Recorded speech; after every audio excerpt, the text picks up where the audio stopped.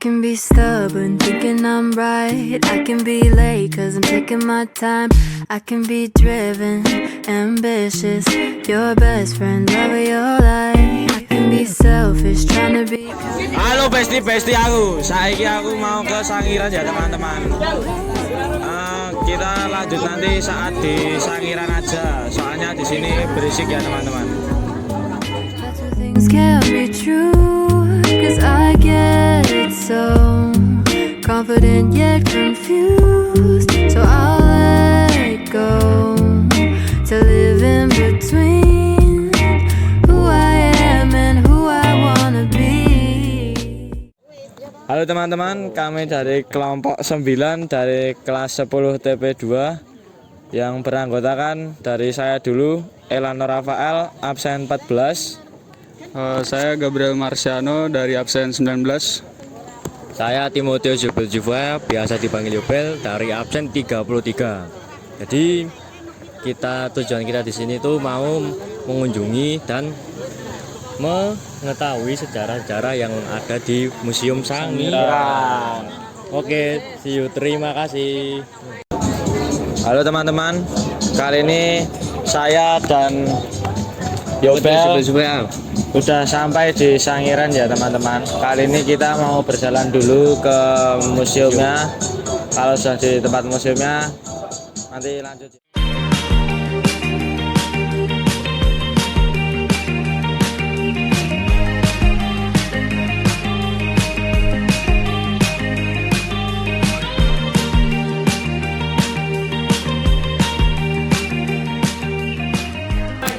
Enggak. Mau apa? Apa aja? Ini OTW ke museumnya ya. Kita jalan kaki ya, bukan naik yang apa namanya tuh pickup itu. Jadi setelah nyampe sana bisa pilih naik pickup atau jalan kaki ya teman-teman. Tapi ini semuanya jalan kaki. Lihatin nggak? Lihatin belakang juga nggak?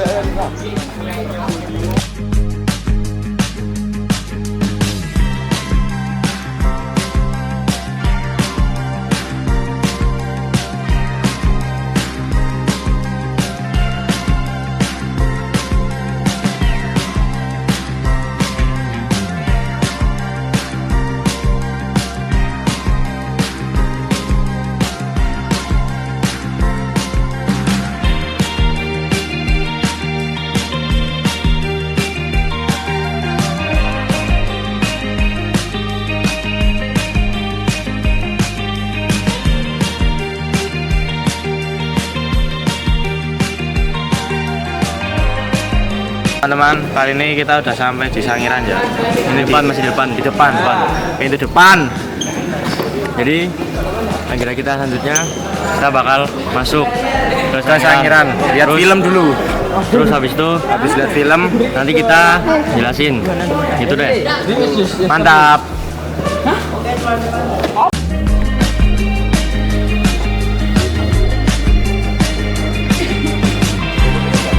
Sudah masuk materi praksana belum? Pelajaran sejarah sudah masuk praksana? Ada gurunya di sini? Itu? Sabar nih Pak, saya tahu penderitaan jenengan. Guru sejarah itu mesti sebagai pusat kunjungan temanya. Kemudian selain ini ada juga film yang lain. Ada di buku yang bercerita tentang bagaimana awal penelitian yang pernah ada di Sangiran sampai saat ini. Kemudian di buku tentang bercerita tentang evolusi manusia.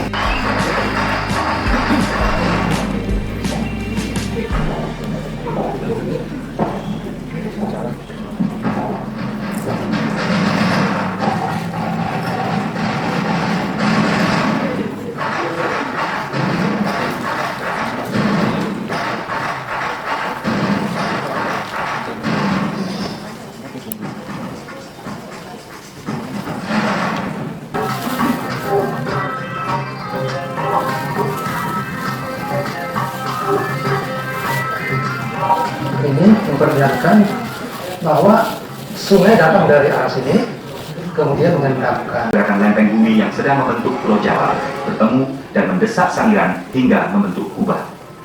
Terjadinya retakan di puncak kubah membuka aliran sungai Cemoro, membelah Sangiran tepat di tengahnya. Lapisan demi lapisan tanah tua pun tersingkap.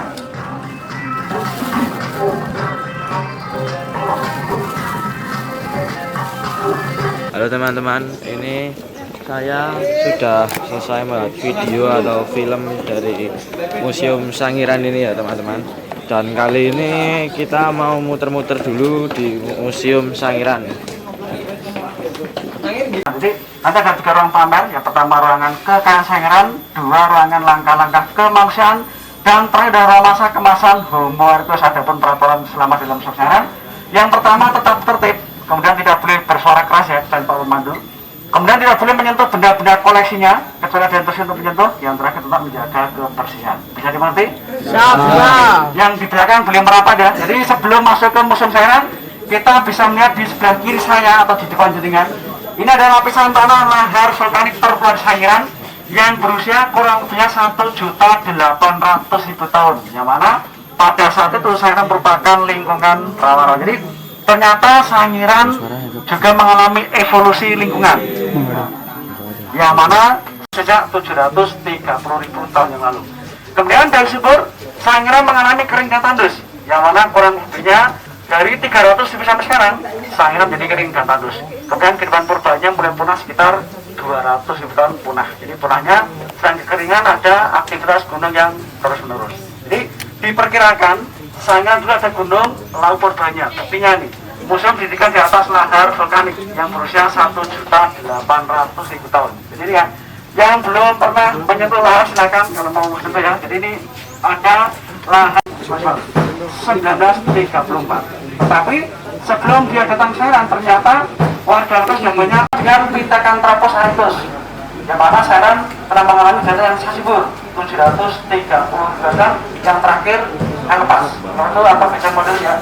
Sekarang adanya di Sumatera, tapi sekarang tidak pernah semuanya. Itu Sumatera dengan rumusan tertuanan. Jadi tidak hanya manusia, ternyata gajahnya juga menjadi 3 regenerasi kali. Oke. Sebelum masuk ada yang tanyakan tentang Sangiran. Oke. Ada pertanyaan monggo. Kalau saya saja ya. Sebelum masuk karena ruangannya masih penuh ya.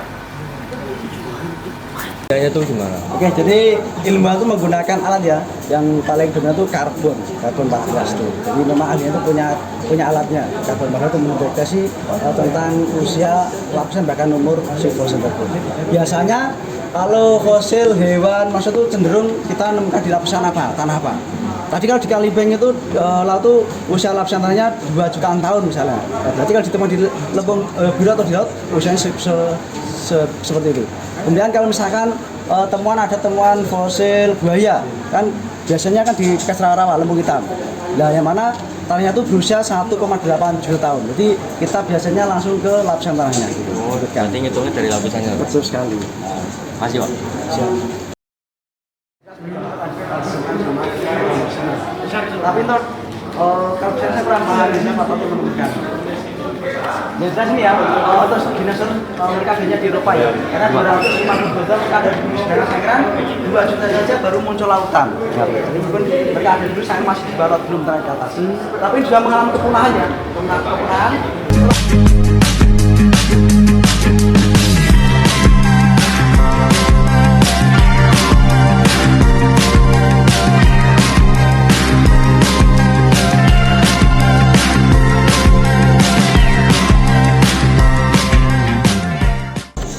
Jadi di sini ada limbah alat batu.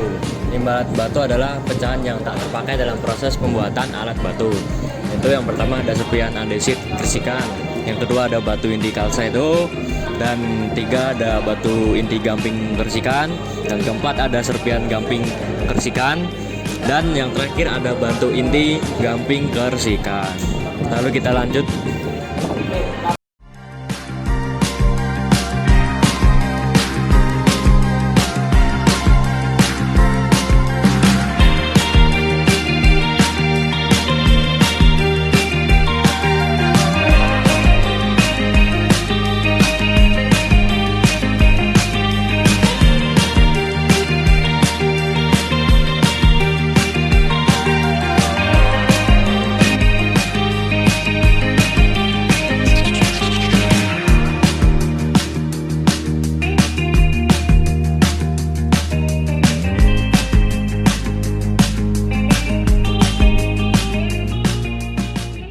Oke teman-teman, jadi di sini kita sampai di alat bantu. Jadi di sini ada dua alat bantu masif dan alat bantu non masif. Dan di sini bisa dilihat ada kapak perimbas, kapak penetak, dan kapak-kapak yang lainnya. Dan ada bola batu juga.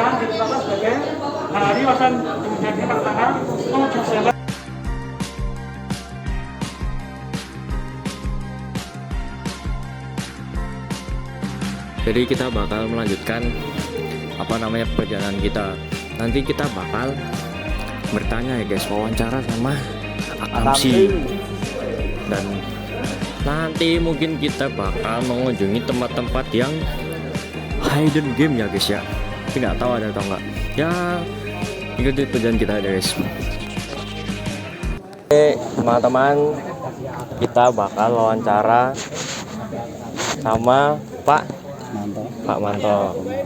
Pertanyaan yang pertama, kados pundi asal usulipun manungsa purba ing bumi punika? Jadi asal usul manusia purba ya. Jadi ada teori namanya teori out of Africa. Jadi semua manusia purba itu berasal dari Afrika. Yang mana sejak dari kurang lebihnya 1.800.000 tahun dari Afrika mereka bermigrasi. Ada yang ke Eropa, Asia Tenggara, bahkan sampai ke Sangiran. Sampai ke Sangiran kurang lebihnya 1.500.000 tahun akhirnya mengalami kepunahan di Jawa sekitar 100.000 tahun punah. Jadi berasal dari Afrika. Lalu pertanyaan kedua, ing jaman punapa manungsa purba wiwit ginakaken piranti watu? Zamannya sejak zaman Pleistosen tengah ya, jadi kurang lebihnya dari 1.500.000 tahun yang silam purba yang ada di Sangiran sudah mengenal alat budaya dari batu. Tentunya yang pertama itu batu kasar dulu ya, gitu. Dari masa Paleolitikum itu kemudian dilanjut generasi yang kedua pada zaman Mesozoikum itu sekitar kurang lebihnya 730.000 tahun yang lalu, dari Meganthropus menjadi Pithecanthropus erectus. Itu juga nanti ini ya Pak, batunya itu dibuat kayak pisau-pisau sama manusia purba ya Pak? Alat serpihnya itu untuk menguliti, jadi batu mereka memecah serp, ya serpihannya itu untuk pesonya, untuk ngiris daging, yang besar kapak-kapak itu untuk motong-motong. Jadi memang sudah mengenal budaya sejak 700.000 tahun silam mereka menggunakan alat dari batu gitu. Okay. Lanjut Mas Elo. Oke, siap. Pertanyaan ketiga ya Pak. Punapa bedanipun antawisipun manungsa purba lan manungsa modern samenika? Perbedaannya tuh yang lebih akurat tuh dari volume otaknya. Ya. Kalau manusia purba yang di Jawa itu maksimal itu dikenal tadi Homo-erectus progresif ya, terakhir itu volume otaknya 1.100 cc. Tetapi untuk jenis kita itu rata-rata volume otaknya 1.500 cc itu minimal. Itu perbedaan, jadi volume otaknya perbedaannya. Oh iya Pak. Terus pertanyaan keempat Pak, kados pundi carane gangsanipun manungsa purba nalika tesih urip ing gua? Jadi mereka bergantung sama alam ya, karena mereka masih berburu dan meramu, masih nomaden.